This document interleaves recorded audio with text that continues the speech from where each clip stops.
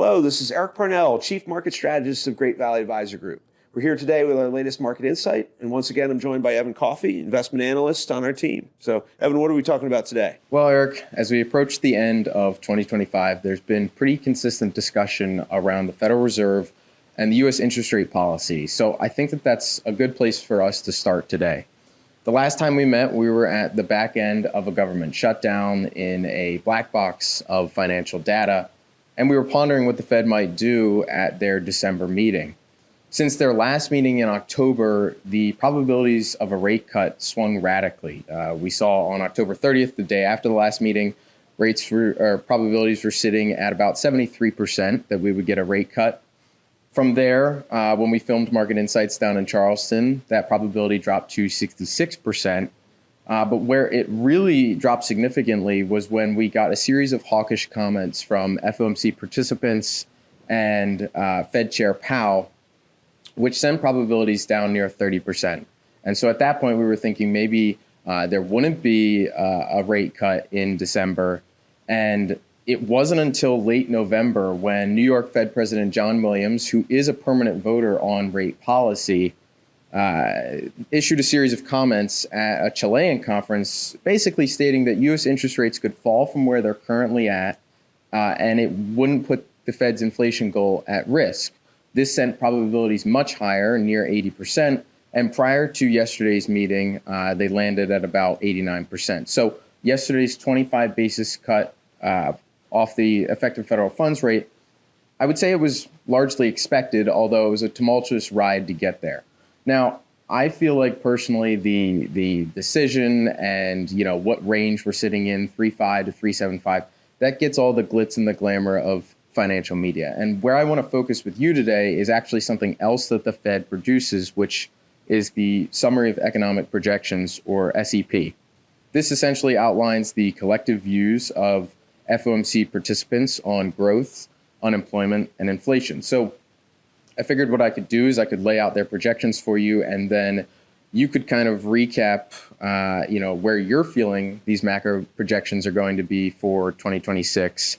And hopefully, give us an idea of whether you think they're right or wrong. So we'll start with growth. The median forecast among FOMC officials is real GDP growth of 1.7% for 2025. This is up from 1.6% predicted in September. And Fed Chair Powell attributed this to a resilient consumer. People are doing their holiday shopping. For 2026, real GDP growth is expected to be 2.3%. Which is also up from the September projection of 1.8%. For context, the most recent GDP reading, which isn't very recent considering it's Q2's reading, is 3.8%. So because of that government shutdown, like I said, we've been in a bit of a black box in terms of growth. Moving to unemployment, it's probably the dullest in terms of the projections. They're projecting 4.5% for this year, 4.4% for next year. We currently sit at 4.4%. So not much to add there. And then finally, for inflation, the FOMC expects PCE inflation of 2.9% in 2025, down from 3% in September. And for 2026, the number falls to 2.4%. So in recap, we've got predictions of mid to low twos growth, unemployment in the mid fours, and inflation at around 2.5% for 2026. Do you agree with these predictions? I know I'm putting you on the spot with that, going up against the FOMC. But if you don't, why might that be? No, all great questions and all great points. And I'll start by taking a look at the economic projections. We'll start with GDP growth, or output for the U.S. economy. The number that we widely follow to determine how the U.S. economy is doing. I'm taking the over on that one. One of the things that has been true going back for the last several years is that economists have been chronically low in terms of their outlook for the economy and projections for economic growth. We've seen, time and time again, economists in the market bracing for an economic slowdown, bracing for the potential recession that's going to come in the second half of the year that never seems to come. And that's because the economy continues to prove stronger and more resilient than what the data might be suggesting at any given point in time. I think we're going to continue to see that in 2026. A part of that is that we are heading into a midterm election year. Find me a politician in Washington who wants to raise taxes, who wants to take stimulus away from the economy. You're not going to find him anywhere. Those types of intangibles are going to lead to higher than expected growth as opposed to lower growth. On the inflation number, I'm also taking the over on that.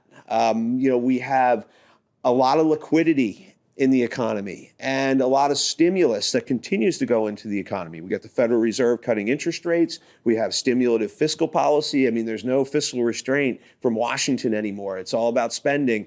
And a lot of that spending, a lot of that stimulus is going to be funneling its way into the economy once again in 2026.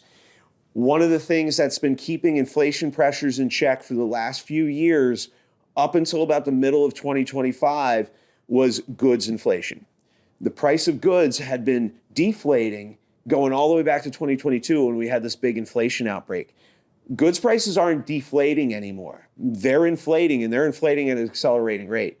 And if anybody's gone out to dinner or gone to the movies or got any type of services, that stuff continues to get more and more expensive. You get goods inflating at the same time, that's going to lead to a number that could be pushing 3-4% before it's all said and done by the time we get through 2026. And then on the third side is the jobs number. I'm also going to take the over on that. Well, a more optimistic view. So maybe it's the under in terms of the unemployment rate.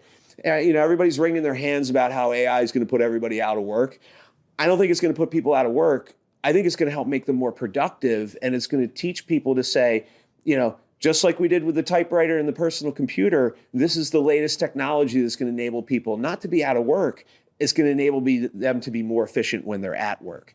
And then the last point in terms of the Fed, one of the things that we should be prepared for as we go into 2026, and we've been seeing it more in 2025, and this is a good thing, is the idea of dissent. The Federal Reserve that we've known for so many decades now, and you really have to go back to the 90s or even the 80s, it's become kind of a group think where it's just like, okay, what's the Fed chair want to do? What are one or two key FOMC members want to do? Well, everybody kind of falls in line.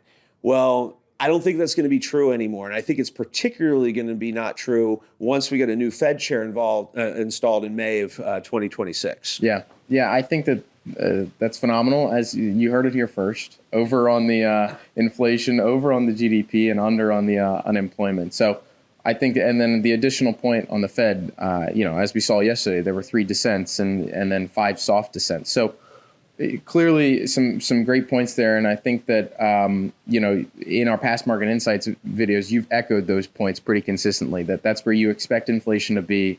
You consistently refer to the Atlanta Fed GDP Now number, which is higher than what the Fed and FOMC is projecting. So moving along with that, like I said, some great predictions, and we've got a sense of where you think the macro picture might be. But I want to take a step back and work off these discussions and kind of look ahead to what might be the biggest risks for 2026. Coming into 2025, I think that we knew that a new administration could shake things up in terms of fiscal policy, and we saw just that, with that Liberation Day and difference in tariff policy. And I still think that we're feeling the residual effects of that. We also saw in February the news of DeepSeek, which was a little bit more exogenous and not expected. So, I'd love for you to list your 3 major downside risks for 2025, and then anything maybe that's just sitting in the back of your mind that might be creeping. It might not be a major risk, but it's something there that we need to be mindful of. Okay, no, great question, because the first thing that we want to watch as we're going through 2026, and I would say this is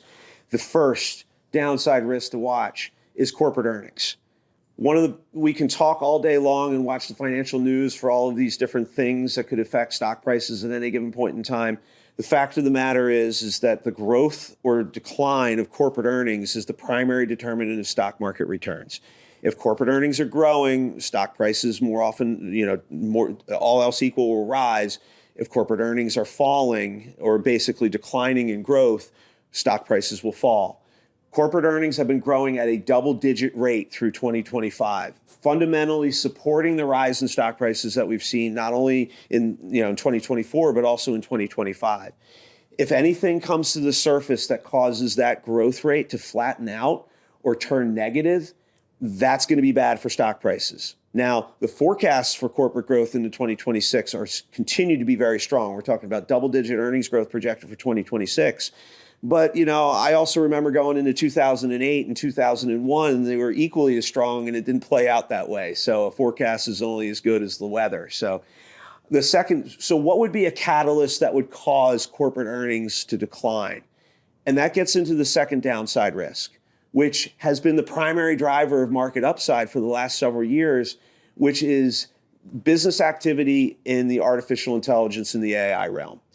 One of the things that have defined technology stocks to defy the cyclicality that they typically exhibited for so many years was the fact that they had fortress balance sheets, huge free cash flow generation, phenomenal growth, and basically able to self-finance and be resilient despite the economic cycle.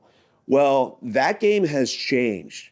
Because the AI boom has been so profound and so pronounced, companies that used to engage in share buybacks and had all this cash sitting around, they're going all in terms of trying to get on the AI train. And, they're taking on a lot of leverage in order to do that.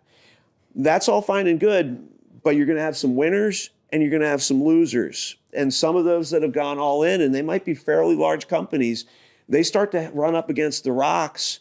Well, then that's going to hit the corporate earnings number. And the even bigger issue, and it's one of the things that defines this AI boom, is that all of these companies are interconnected.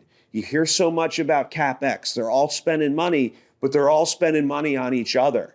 Well, if one of the players in this circular game all of a sudden drops out, well, it's just like what happened in the financial crisis. Not saying it's anything like the financial crisis, but it's just like the financial crisis. You get one or two banks that fall through, and then it brings the market down with it. So that's another thing we got to watch in 2026, is because it's getting more and more competitive, and it's likely those competitive forces, if nothing else, are going to squeeze profit margins and maybe more. The last, and I would argue the most important downside risk to watch in 2026, is one that I've been harping on for a while, and I'm going to continue to harp on it: a renewed rise in inflationary pressures. If you see the term spread on long-term bonds versus short-term bonds, the term premium on treasuries continue to widen. If you see inflationary numbers as we go through the first half of 2026 continue to gradually rise, that eliminates the flexibility of the Federal Reserve to lower interest rates. It drains liquidity out of the economy and the financial markets. And that's the type of thing that spells lower stock prices as well as higher bond yields and lower bond prices. Well, I think that was a great rundown. And I think that, once again, those are three things that you've stressed throughout 2025. I think that the broader market has probably only focused on the middle one, which is the slowing, or potential slowing of an AI trade. But you're completely right that, we need to be mindful of corporate earnings and the run that they've been on for the last, call it 2.5 years. And then certainly the third point about inflation, it's something that they referenced it yesterday, and they said, this is part of our dual mandate. But I did feel like some of their comments weren't as mindful, and some of Fed Chair Powell's comments weren't as mindful as they should be in regards to inflation going into 2026. So for our final segment of 2025, we'll continue the trend of looking ahead to 2026. I'm going to provide you with 3 asset classes and a brief rundown of where they've been in 2025, and then we'll put you on the spot and see if you have your crystal ball ready once again, and see if you can give us a 30-second to a minute rundown of where these 3 asset classes are going and why. So we'll start, and we'll go one by one. We'll start with fixed income, and specifically treasuries, but you can expand on it if you'd like to. The 10-year currently sits at around 4.14%. Which is close to year-to-date lows. It has had a bit of a wild ride, but I think a lot of that volatility was concentrated in, once again, specifically that April period where we saw the 10-year go from 4.4 to below 4%, and then in a matter of what felt like hours, go from 4% to over 4.5%. So my question to you is, where's the path of least resistance for the 10-year and, more broadly on fixed income in 2026? Okay, so it's been a good year for bonds in 2025. One of the things that's been a pleasant surprise for investors They're looking at their bond returns and they're saying, hey, this is up 6 to 7%. It's been a good year on bonds. So kind of a surprise. Well, the reason it feels like a surprise is because, we don't live our lives, in terms of investments. We monitor it in the terms of calendar years, but the reality of it is that we're rolling through calendar years. We started 2025 with the 10-year Treasury yield in January pushing all the way up to 4.8% at the high end of the range. And it has spent the rest of the year making its way down to the low end of the range. And the important thing to know is when yields rise, prices fall. So bond prices were low at the beginning of the year, and now they're high as the year closed out. But we can overlook the fact, in looking at it from a calendar year perspective, is if you go back 3 months earlier to September 2024, the 10-year Treasury yield was down at 3.6%. So yes, it's been a good 2025 for bonds, but it's kind of been a lousy, 2025 plus the fourth quarter of 2024 in bonds. If anything, it's flat to marginally down over that time period, depending on how you're looking at the bond market. So that's an important thing to keep in mind as we go into 2026. We are in a sideways pattern in bonds going all the way back to 2022. Now, you can clip your coupon, which is fantastic because you're getting 4.5%, 5% on bonds, which is a lot better than the 1.5% that you were getting from 2009 all the way up to 2022. But from a capital return perspective, from a price perspective, beyond the coupon, it's likely to be a back and forth in the bond market going into 2026 and perhaps through the rest of the decade. Got it. Well, we'll move right to equities. All three major indices to close out the year with double-digit gains, pending that we don't get anything crazy in these last few weeks. We obviously had some intense volatility within equities once again in that February to April range, and then a little blip in the beginning of November. But outside of that, equities remained relatively low volatility, went up into the right. They were immensely concentrated, and they still remain immensely concentrated. So my question to you, with this AI trade that you alluded to before, does this continue into 2026, or are we in for, a different story in regards to the equity market and major indices? Yeah, so I think the first thing to keep in mind as we wrap up 2025 and go into 2026, I'll throw my movie reference out there for you viewers at home. You can pick the movie that I'm referencing, 7,000 and Go Like Hell.